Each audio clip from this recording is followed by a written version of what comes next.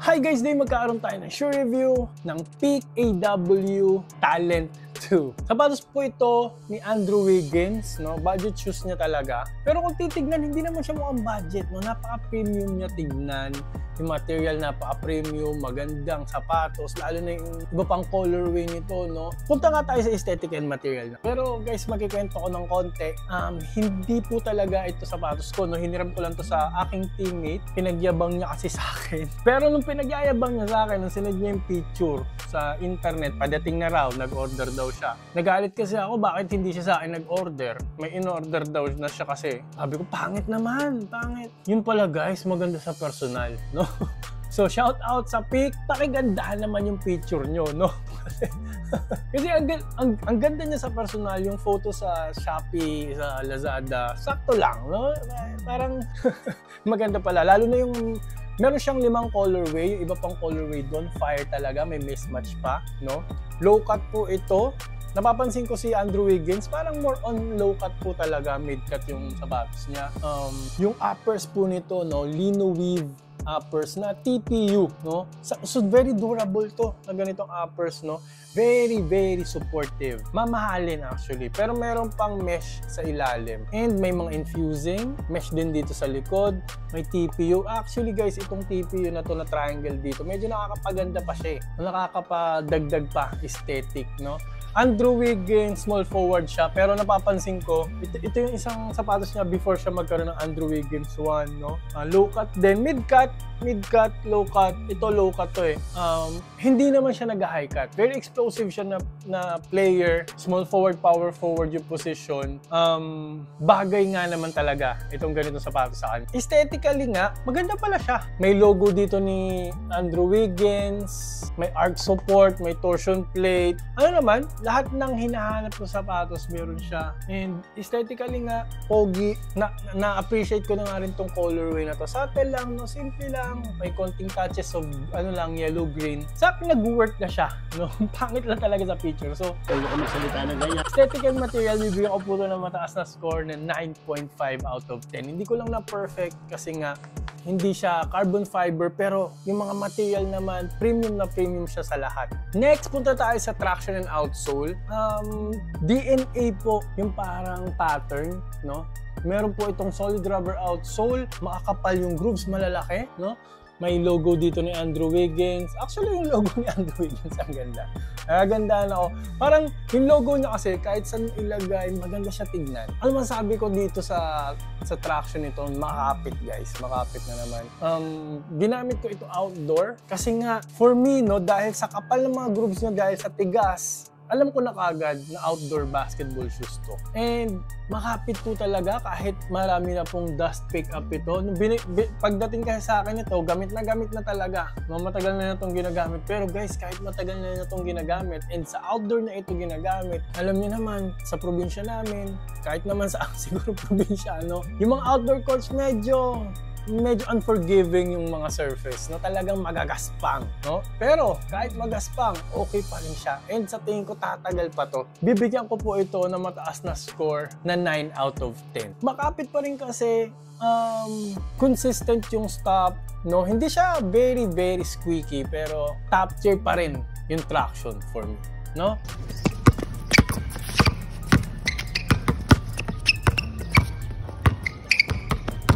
Next, punta na tayo sa support. Very supportive na sapatos. Napaka-supportive na sapatos. One of the most supportive na pick na na-try ko, no? Or pinaka-supportive na pick na na-try ko ever, no?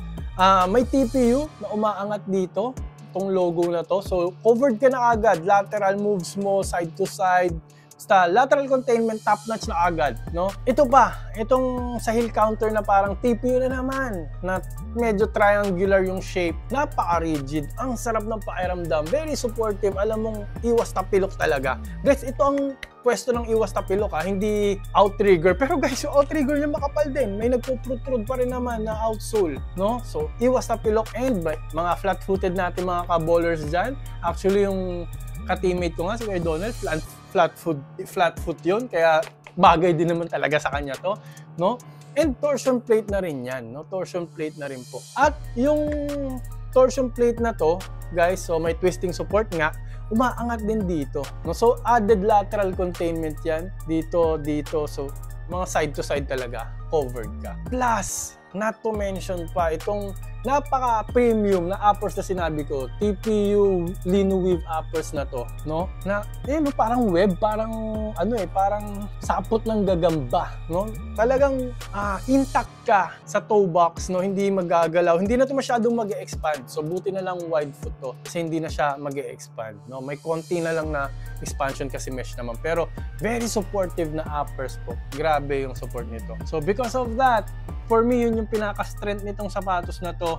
Bibigyan ko po ito ng 10 out of 10. Gets the job done kahit hindi carbon fiber, no? Very supportive. Next, punta na tayo sa fit and comfort. Dito nagulat na naman ako. Dito ako nagulat, no? Pagkasuot na pagkasuot ko, to ganun din kasi itong Molik, no? Itong bagong sapatos ko rin from Peak. Robert Bolick. Parang, and yung iba pang mga nagamit ko yung Compass. Iba yung fit and comfort ng Peak. Hindi ko ma-explain yung parang hinahag yung paa mo, tapos well padded. Napakapal ng padding all throughout, no? Pero yung tang niya, may technology silang sinasabi. Parang isa nga to sa reason kung bakit parang ang sarap ng pakiramdam ko na parang akong hinahag. Tinatawag nila tong Lycra tang, no? Molded in specific pressure zones. So, for added comfort, preventing lace pressure on your foot. Wala talaga ako naramdaman na lace pressure kahit higpitan ko siya. Pero parang gusto ko sana medyo padded pa yung tang na yun. Medyo kapalan pa. Pero all throughout, well padded po talaga. Grabe yung comfort. Ang sarap ng pakiramdam. Parang may unan sa paa. Pero ito, medyo mabigat siya. Siguro kasi Andrew Wiggins naman, maraming ang padding. So, syempre, understandable naman, medyo bibigat. And okay lang naman sa mga forward, no? Sa mga bigs. Pero ito, tingnan natin yung weight. Kunin natin. In grams, kunin natin in grams. Ang bigat talaga, nasa 500.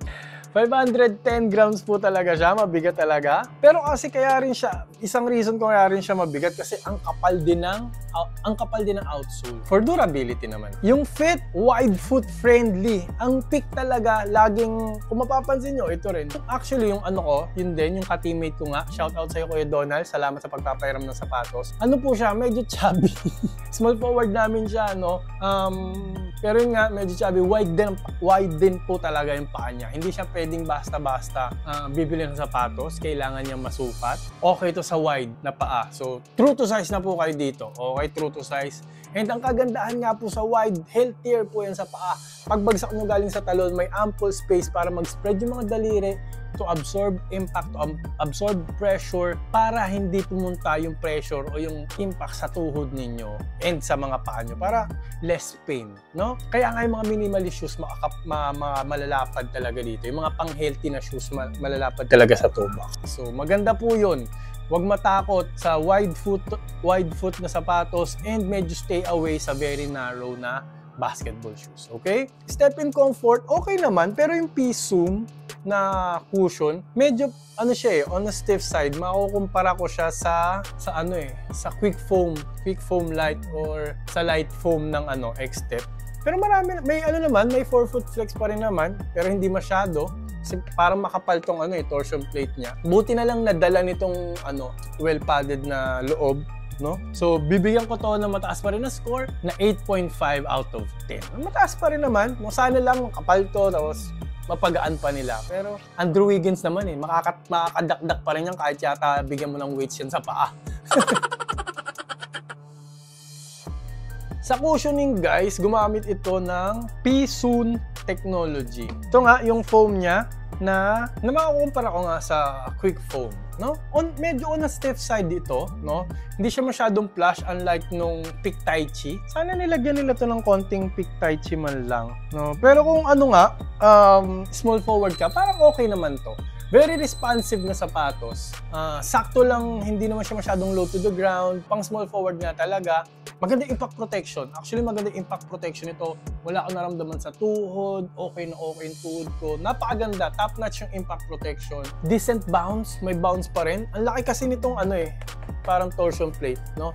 Maganda, maganda. Oo. Malaki kasi siya, so may snapback po talaga. Kahit TPU lang, kahit hindi carbon fiber, okay lang. And yun nga din to, very stable na foam. Dahil sa ganitong cushioning setup nito, parang ma-recommend ko rin to sa 2 guard, sa shooting guard. So because of that guys, bibigyan natin to ng 8.5 out of 10 na cushioning score. Kasi ang ganda ng snapback, decent naman na lahat. No, okay naman. And top-notch na impact protection. Dapat lang kasi pang forward to Andrew Wiggins, talon ng talon. Next, punta na tayo sa breathability. Sakto lang, no? Breathable naman ito kasi nga mesh naman yung nasa first layer niya.